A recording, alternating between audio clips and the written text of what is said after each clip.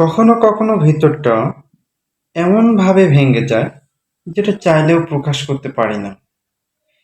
যে মুখে সবসময় হাসি লেগে থাকে, সে হাসির পেছনে যে কত কষ্ট লুকিয়ে থাকে সেটা কেউ জানতে পারে না।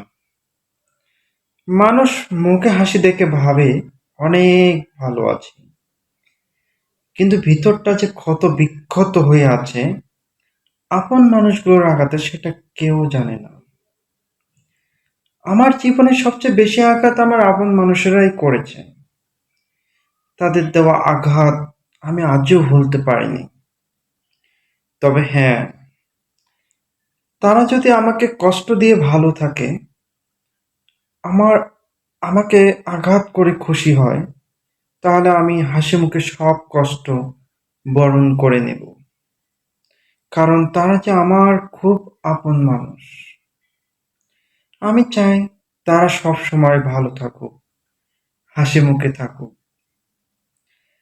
আসলে আমরা যেটা প্রকাশ করি সেটা হলো বিজ্ঞাপন, আর যেটা লুকিয়ে রাখি সেটাই হলো আমাদের জীবন।